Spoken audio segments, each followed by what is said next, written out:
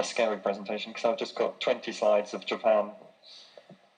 I have no real idea which slide is going to come next, so I need to actually watch what's happening.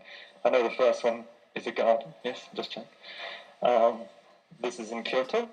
Probably one of the Japanese people here could actually tell me the name of it because I can't remember.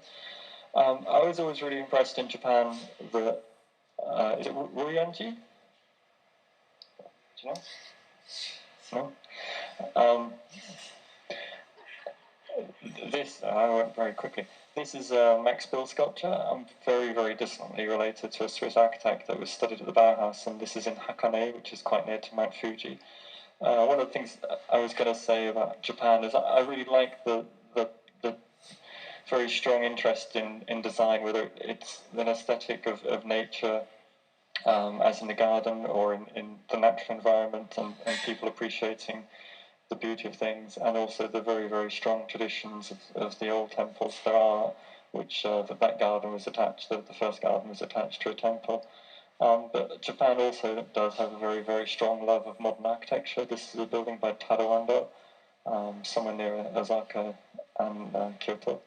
It's called the Church of the Light. It's a concrete building, and the cross of light there is literally just light coming through a very sort of thin glass to give quite a striking image to what is obviously a Christian church. Whilst I was in Japan, I worked for Richard Rogers Architects, who designed this project in Gifu, which is a pharmaceutical laboratory. The red structures was to keep the ceilings and such like free of any structure, so there's no dust or contamination. The building's sort of set into a hillside to help it cool. I quite like to kind of go from very high technology areas to sort of walking off to very sort of old, antique Japanese markets, and I always like how kimonos are displayed like that. I really don't know what I'm going to say for the next thing. This is Shibuya, I believe. It's a very, very famous crossing, which is all a bit chaotic. The cars stop from about 5 or 6 different directions, and people flood across the road. Buildings there covered with huge billboards. Just whilst there is the love for the old traditional, there is also very modern. I always find this really, really strange.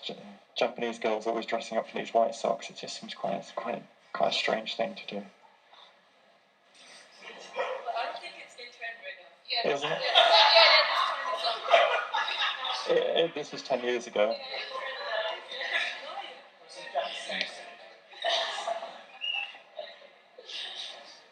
They'd have probably been your age 10 years ago. I don't know. This is a garden again, and again just liking how they sort of detail from the border to the edges, with a little stream going through there. And I think Japanese gardens are quite symbolic. This is a building by Future Systems. It's a fashion shop, but I can never remember the names of different fashions. I can't remember. It's in Omotesando. It's a curved glass wall with blue fritted pieces and just very kind of exquisitely designed interior. This is a building called H&H Style by a Japanese architect called Kazuko Sejimai. I quite like that. It was just a random Japanese model, I believe, posing outside it. She seemed to be having professional photographers taking pictures of her.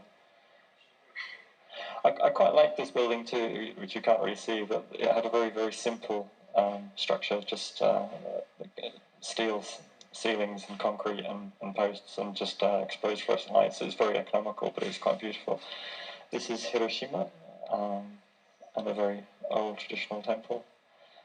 And it's just something I was really quite impressed in, that you could kind of go from people appreciating the very old and historic to this, which is, I think it's Prada shop in Omotesando, designed, I've gone blank.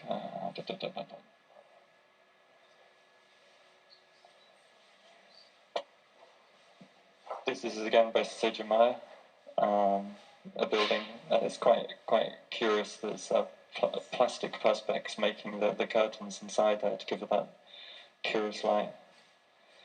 Herzog and de Muro was the Prada building, sorry, I'm hopeless with names. I'm doing well to remember the Japanese name. This is the building that actually attracted me to go and work in Japan. It was designed by Richard Rogers. It's tucked away near Shinjuku, and it's just quite expressed how the building is. It's sort of to the right-hand side is sort of 10 by 10 meter office squares. There's a glazed conservatory, then the lifts expressing themselves at the back there. This building is by a Japanese architect's name. I don't think I can pronounce it. It's Kinjinoko or something like that. It was part of the metabolism movement. These are all rooms which probably like a Japanese businessman maybe that works and lives quite far out of Tokyo could go and stay there for a short while. The thing behind the Japanese girl there is designed by Klein Dyson architects, who are the architects that came up with this idea. I went to an interview in their office. It was about 11 p.m.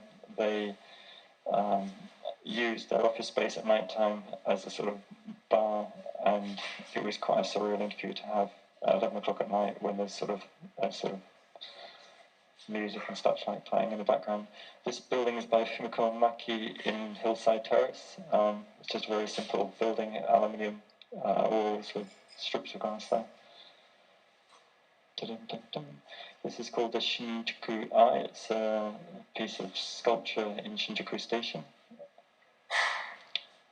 I forgot to write down who designed it. Have you seen this? Yeah. I don't know why. This is just, I think, in a Japanese temple. I don't know actually whether